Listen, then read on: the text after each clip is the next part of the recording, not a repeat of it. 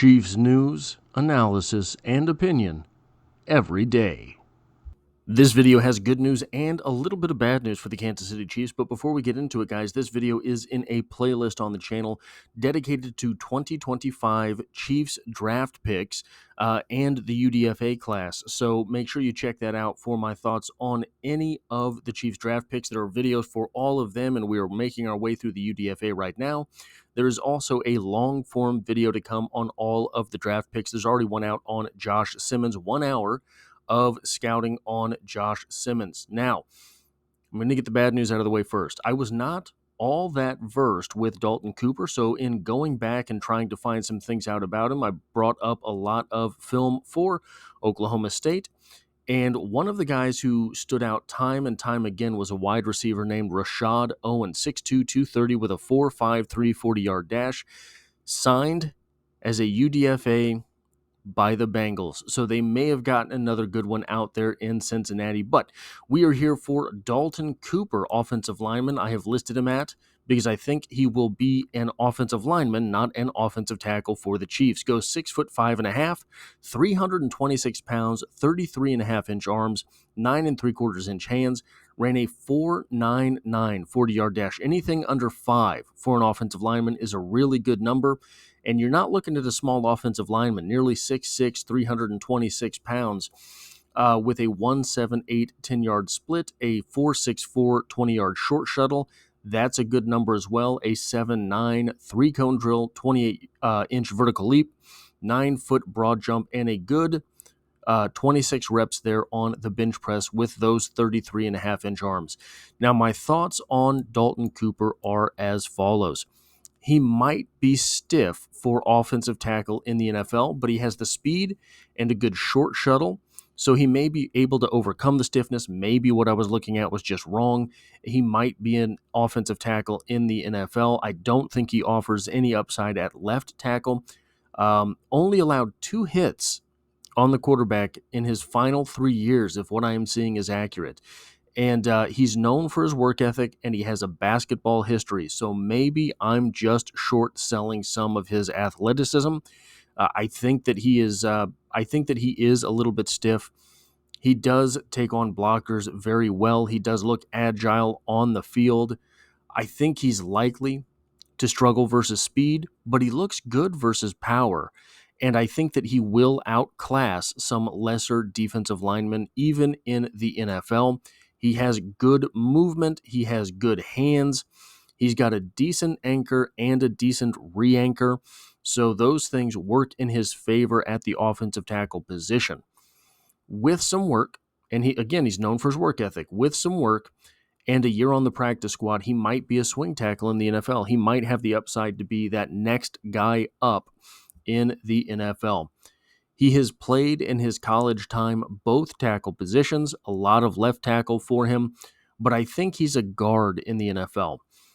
He does get into a three-point stance very well, which, again, that kind of, I don't know why it is that he looks stiff, because he has good agility numbers, he has good speed, he's got the bend to get down in a three-point stance, which, for a guy who's nearly 6'6", that's not very easy. So maybe I'm just wrong on the stiffness.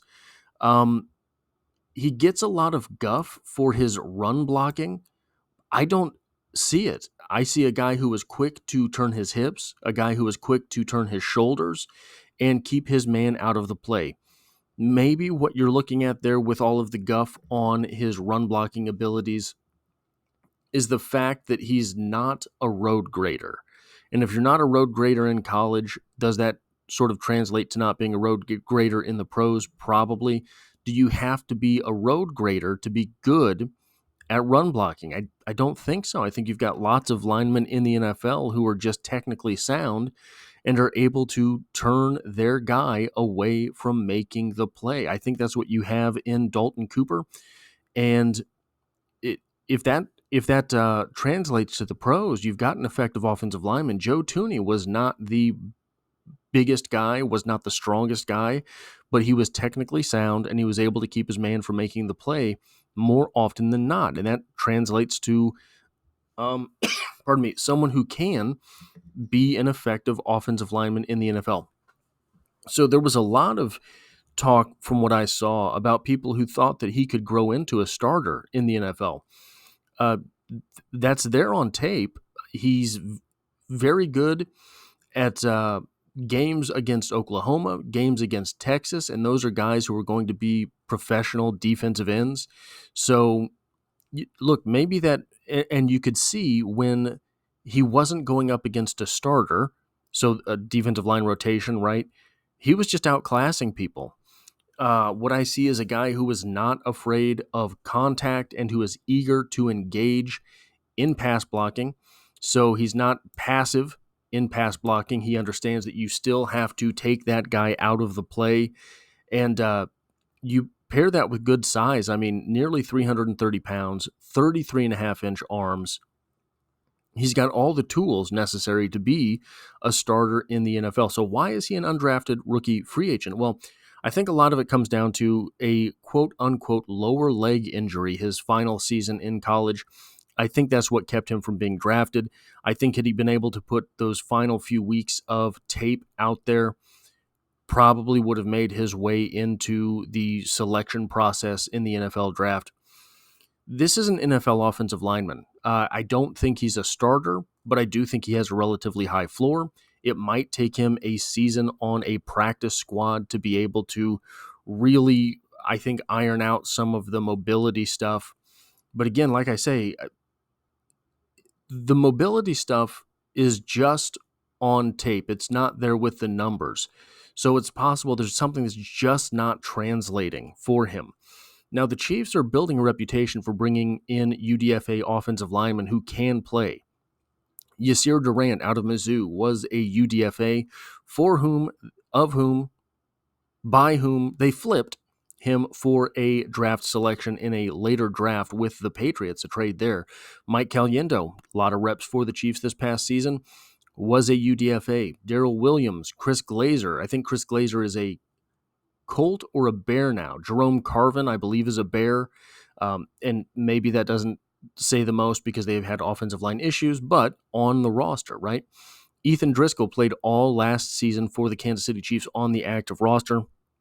And then you have McCade Medauer, who is a question mark because he hasn't been on the field. But the Chiefs brought him in as a UDFA. He got injured in training camp, and they kept him on the roster all year. He was not playing, obviously, but they never cut him, never reached an injury settlement with him, so they must think that there's something there with McCade Medauer.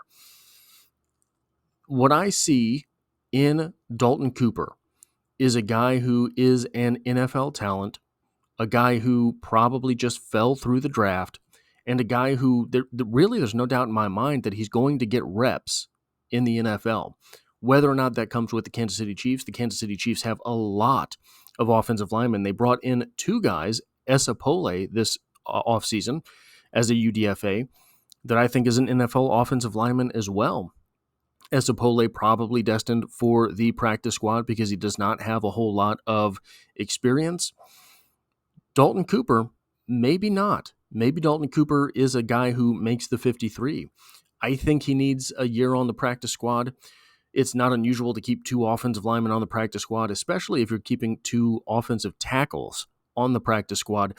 That's not a bad place to be for a team who has struggled, the Kansas City Chiefs, with offensive tackles very recently. So seeing all of this talent at offensive line for the Kansas City Chiefs piling up, one of the things that was interesting last year was they seemed to have just a collection of right tackles. There was hesitancy to move Jawan Taylor to left tackle for some reason. They never made that move. I don't know why. He was probably the best pass blocking offensive tackle they had.